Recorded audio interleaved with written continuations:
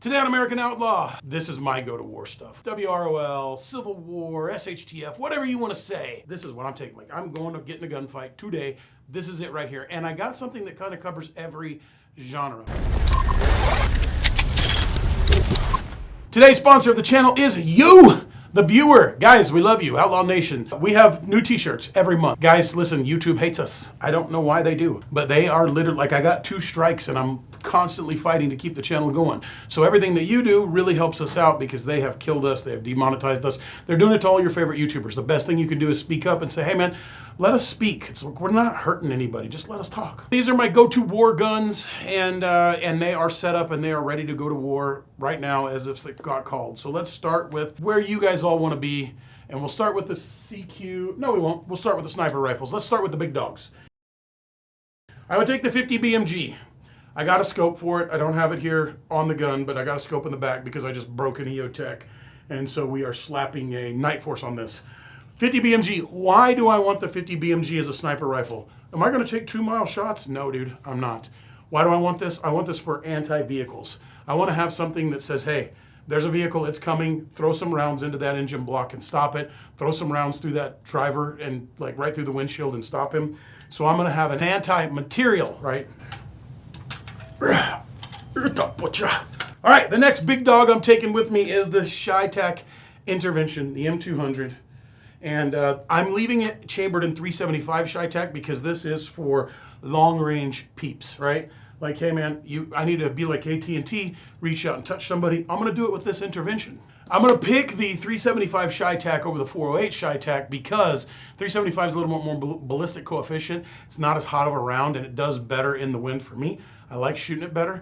I like the recoil of it better. And so what I wanna do is I wanna have these two set up at your base and say, hey, these are to make sure that nobody's screwing with us at our home base, right? I may not be the guy on there, but I got the dope on the side of it that says, hey, you know, we set up our little compound right here, and here's this is 100 yards, 300 yards, 500 yards, and you know where everything is. You're sitting there and you're saying, hey, this is how I protect the hometown. The in general sniper rifle, like my actual sniper rifle, is gonna be this CGS/SACO. I have my dope set up inside of the Raptor R, extra batteries for it. I also just have my dope ready. You should have your dope memorized down to about 800.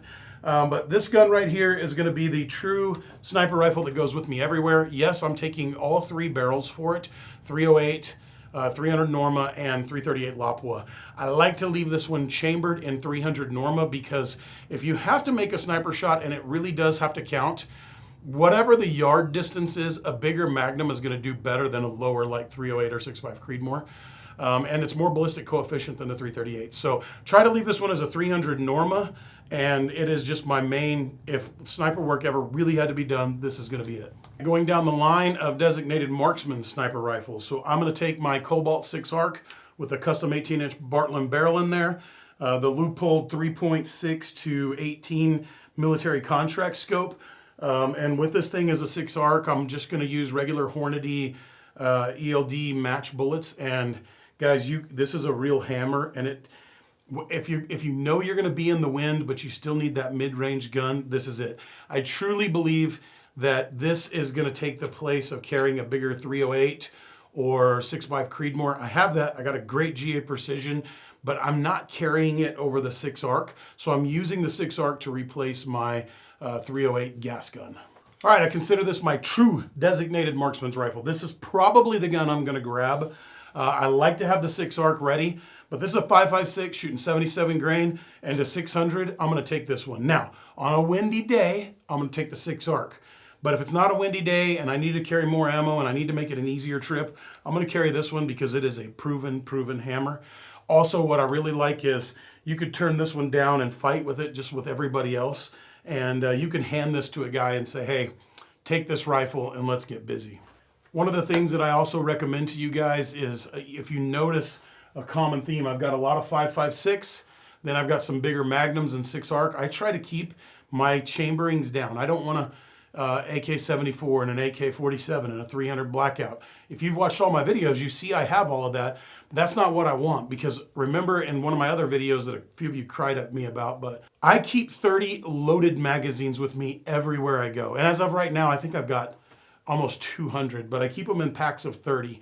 It's funny how some of you guys were like, what are you saying? We're not competent enough to load our mags?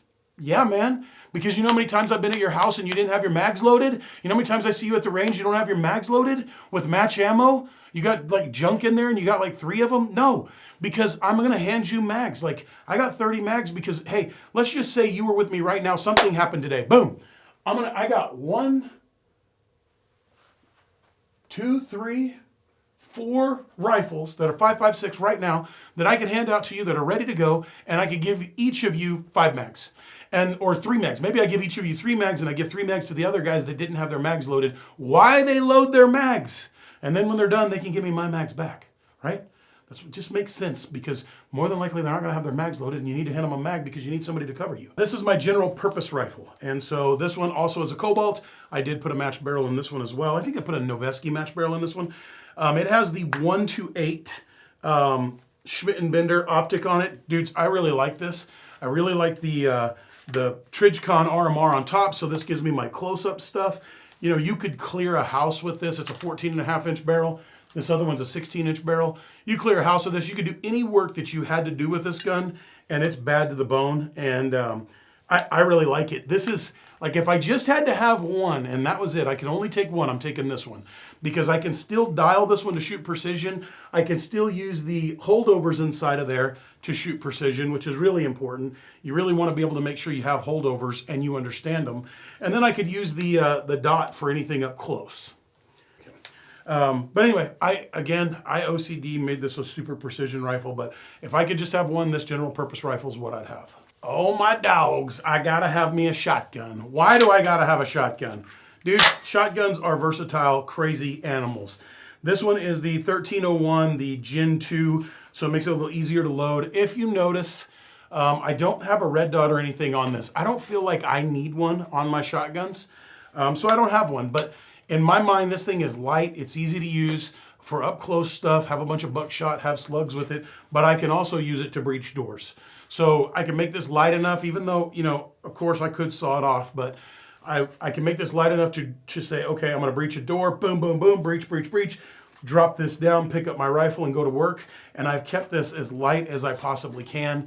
And so I highly recommend having a 12 gauge, mainly for breaching, but also you could be a breacher and you can boom, boom, breach, breach, and then just walk in and clear the house with this thing because buckshot is like having 9 .38 specials right to the chest. So when you shoot somebody once, it's not just once, it's 9, right? So it's like, boom, there's 9, boom, there's 18. That's like your entire mag out of your pistol. Shotguns are devastating for that up close work. What pistols do I carry for this SHTF? It's this SIG 3, no it's not. It's not a SIG 320. You guys know better than that. I do like the SIG 320. I wish it didn't just shoot its owner. But here's what I carry inside my belt holster, right? I've got the USASOC Model T holster. I've got a Surefire X300 on it. I don't have the front sights on there. I don't have the rear sight on there. I have the Trijicon SRO. This is a Gen 5 Glock 34. I keep the battery brand new. If you notice right here, I keep a slice, like a silver piece right down the back of it so that if I have to, I can just aim off the back of my gun and I know what's center. That's just something I like. Zev put these triggers in there. And it started out as a competition kind of gun for me when I was shooting with Casey Eusebio, and I bought all of my kids one of these. And this has just turned out to be my favorite gun. So if you're like, hey man, I know Trey, you like these 1911s, you know, this is a high-end SK Gunworks American Outlaw Edition 1911. A video's coming up on this soon. I spec'd out every piece of this. This is what I'm carrying right now. I love 1911s, but if I'm going to get in a gunfight, I'm 100% taking a Glock. This Glock stays inside of a holster, inside my belt in my kit bag, which if you guys want to see a kit bag video, let me know, but stays inside my holster in my belt all of the time, doesn't ever come out. I'm not shooting competition with it anymore, so it is just my SHTF pistol. This Glock 19 with the Koa, it was really cool because Aimpoint flew me out to Sweden to go see the Glock Koa, so I saw it before it came out. It is a very incredible, innovative design. And so this is my everyday carry. And so if I was saying, all right, today I'm not going to carry a full gun belt. I'm just going to do some plain clothes stuff. Then I'm going to carry this Glock 19 with the Koa. I think it's great. I don't put a light on there. You don't need a light. You probably really don't even need the red dot. The reason I'm keeping the red dot on there is because this might need to be a primary weapon for me in the event SHTF happens. And so with a red dot, it almost makes it a primary weapon. All right, last but certainly not least is my Mark 18, a current up-to-date Mark 18. Yes, my SEAL team, my Noveske SEAL Team rifle, SEAL Team 6 rifle is almost the same. My older Mark 18 is a great one, but this right now is how I'm preferring to set my guns up. It's what I have the most time on recently, and so this is my gun that, like, all day, every day, you're gonna see me carrying this thing. This is just where I'm gonna live right here. And then I will, so base gun, and it's the 11.5 inch with a Surefire suppressor on there. So there are a lot of great cans, you know, CGS, Cat, Dead Air, a lot of great cans out there. I'm still gonna go with the OG because we know it, at least in testing, flashes the least. If I can depend my life on anything, it's this, and then I'll change to any of these other guns as I need them. So you're like, oh, dude, nobody's going to carry that many guns. You're right. Nobody's going to carry that many guns. Like, I'm just going to carry one, or maybe one and a sniper rifle. So I might carry the Mark 18 and a sniper rifle in my backpack, right? You know, I understand you're only going to carry one, but it doesn't mean that I'm not going to bring all of these. It doesn't mean that I may not be the only guy that has dope set up for all of these rifles, and I set it up at my fob for whenever you're operating. So yeah, this is my number one, but if I can and I have transportation, I'm taking all of these. If I don't, then cool, I'm just taking this because I'm not really trying to engage anybody. If you watch that video I did, 308 versus 6.5 Creedmoor, when I had a former Navy SEAL Jason Pike in the car with me, in 52 or 54 seconds, I can get that 1,000 yards on you like that. And if some of you were commenting, oh, you would never do that. No, that's what you do, right? If there's a sniper shooting at you, you have to close with and destroy the enemy. You don't run from him, you go get him. Like, that's what a military is going to do if you shoot at them. They're not just going to run from you. Like, you guys just, I understand. We just don't understand what we don't understand. But anyway, this is it. This is my baby. I love this gun. It goes everywhere with me. I set this up to where it fits me, fits my hands perfect, fits the way I shoot perfect. I dig it. I dig it. So this is it for me. The Q Honey Badger would be my honorable mention. I don't personally want to carry a 300 Blackout with me. I think this is an awesome option for your home defense, or if you just had one defense gun. I think this is an awesome option. I personally don't know that I would just stick with 5.56 for SHTF. So if you want their Sugar Weasel, it's a great option. They do build some pretty good guns, but if you said, hey, maybe I wanted that assassin gun, okay, get you 300 Blackout, get you the Honey Badger, you're gonna like it. With that, guys, tell me what you use. What is your go-to war options and guns? I know you probably only have one or two, but what are they? I'm truly interested to know what you guys have. Tell me what you don't like about my system. I feel like I have big guns, sniper rifles, designated marksman, all the way down to CQB, but what don't you like about them? Like, what would you do different, or what is your favorite? Guys, like, subscribe, hit the bell notifications. Help me get to 1 million. See you soon.